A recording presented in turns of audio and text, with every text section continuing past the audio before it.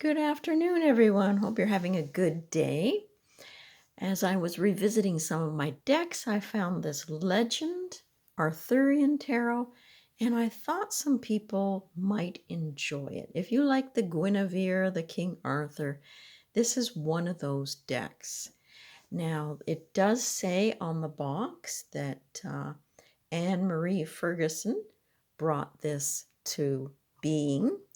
And it includes some of the watercolors that she did. And it's a deck put out in 1995. It does come with a bigger booklet than this, but it's a substantial little white book. And it gives you a little bit about the fable at the front and the legend of the Arthurian Tarot. And I have enjoyed the deck, but I enjoyed it more after I cut it down. This was the backs. Nothing fantastic, but okay. Paper stock, not that great. It does include a card for doing a spread with the deck. But you know, I couldn't handle the borders, and I found the watercolors pretty, but a little bit weak. So what I did was cut it down and bring in some darkness to highlight what was going on in the card, and included the little number down below. And I won't show you every one of them, but I think it made a difference for me being able to see the images a little bit better. So this is a deck put out by Llewellyn, and I'll zoom in so you get a chance to get a little bit more detail. Get all the titles in there. So as you can see, mine is the center image. And even though it's zoomed in a dimmer light, it's hard to see some of the backgrounds and some of the main characters. I found just going around this gentleman in the front and the dog, then all of a sudden I could see more, and especially the pathway as to where he was heading to. Now my back still has that symbol. But you know, you got to do what you got to do to make the cards work for you. So that is, if I'm looking in the book here, and it says it right there, the Fool, Percival. So we're looking at the major arcana right now. And there you have the Magician. And here is the way I modified it. So I could certainly see him. And I didn't mind the dark pool of water. I thought that was kind of attractive. There is Nimue. And again, I brought a little bit of mystery to her when I brought in the darkness. She's our high priestess. And that is Guinevere. And this one got a little bit of blue marker to help it stand out around the throne area. So this is what happens when someone decides to modify their deck. Now he's not so bad, but I did like the depth that I was able to get, just bringing in a little bit more darkness there. So that was our Emperor Arthur. Now there's number 5, the Pope usually, but this is called Talisman. And I did do some gold and blues in there. So you can see the idea. I'll just show you the majors only this way, and we'll just go through the deck. There's your Lover's card. If I was reading in a coffee shop and the light wasn't that great, I would need a little bit more oomph to the cards, because the story is great. Everybody likes King Arthur and the Knights of the Round Table. And deck creators don't always think of us when they put these borders on. And again, I can really see the serpent there.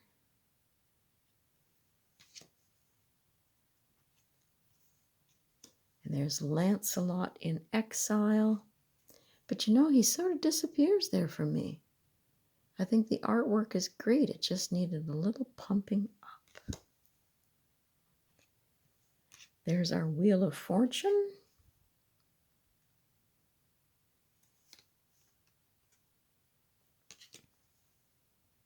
Arthur's Dream. Okay, now there's the Lady of the Lake.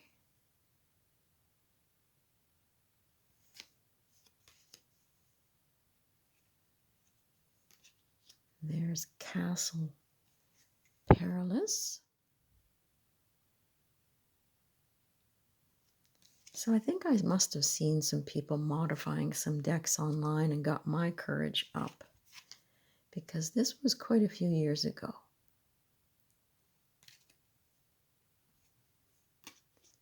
There's the Cauldron of Anwin.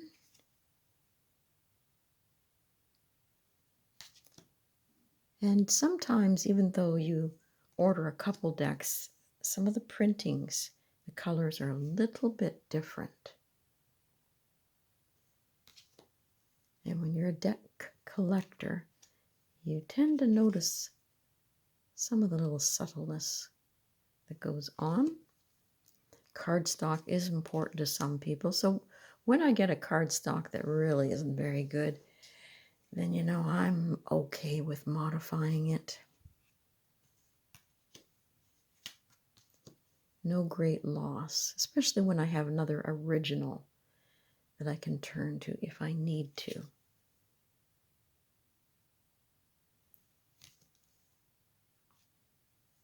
And there is the Sun card.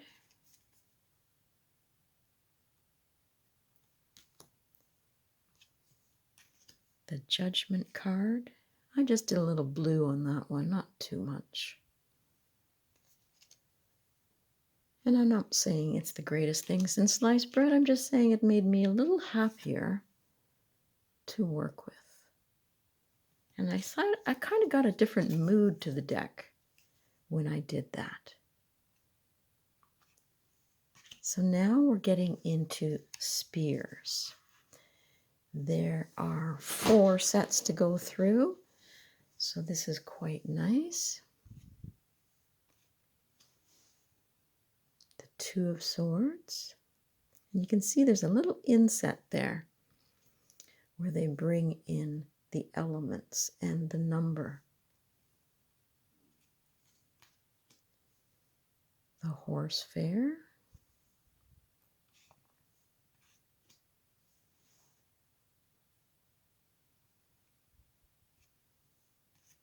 That one's got some intensity. That's a 5.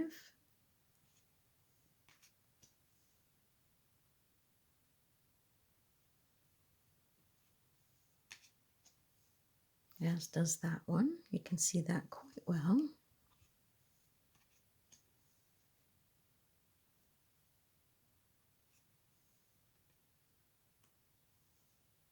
The 9 of Spears. I don't know if they necessarily needed to put this in there. If you've got the 9 of Spears up there and everything illustrated, it just takes away some space that could have been really nicely used a little bit better. The Green Knight for the 10. And this is the Page, the Hare. The Knight. Again, do we need to? I guess if you didn't have the word Knight there, then the helmet wouldn't. I don't know. The Queen and the King. Then we go on to Swords.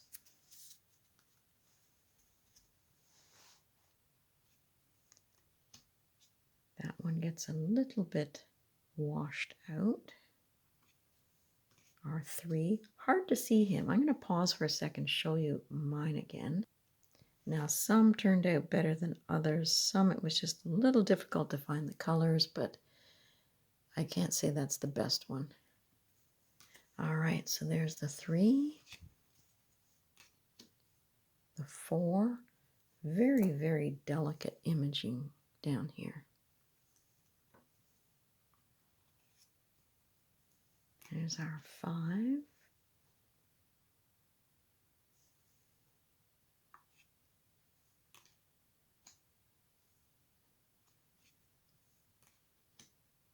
Some of the night scenes are really beautiful.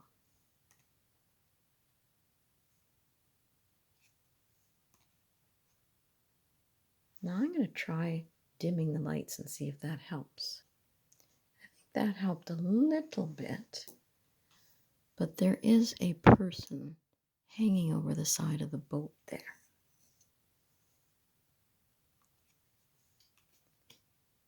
There's a 10. So I guess what I'm doing is encouraging people, if you're unhappy with your deck and you have some tools at hand, don't be afraid to cut it down, intensify some of the colors. I've seen some people put glitter on.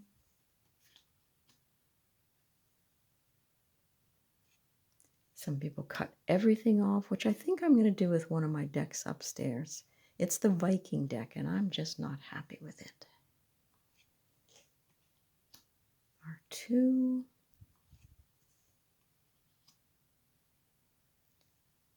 Again, pretty, really pretty, but if the green had been a little bit more intense, we could have seen these figures just a bit better.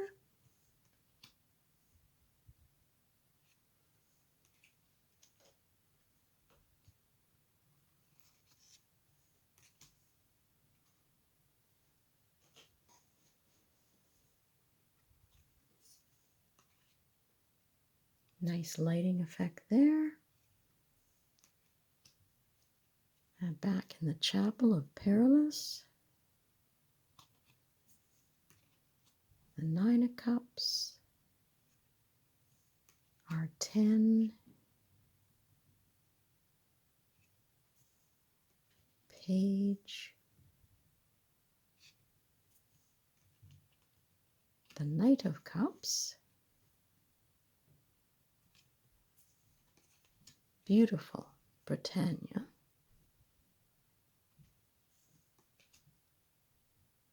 King really gets you in the feel of being out there in the forest. The Ace of Shields. So these would be our coins. Or pentacles in the normal decks. See, right there. Nice scene, but very, very tiny figures.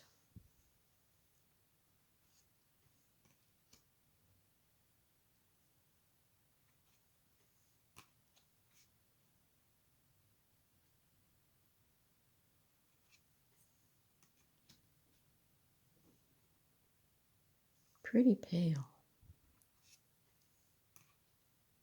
6. Even it's hard to see some of these shields on here as well. The 7, Castle of Wonders.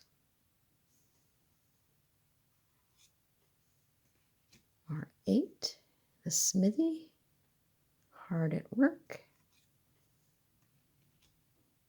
Very interesting 9 of Shields there.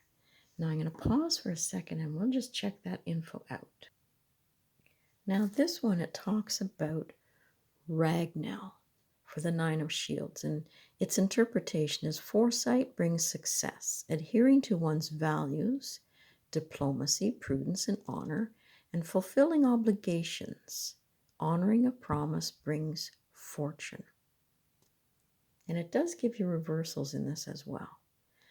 But it would be beneficial if you knew the legend Arthurian tarot characters just a bit better. That could bring a lot to the interpretation. There's Camelot, the 10 of Shields. Our Page. Knight.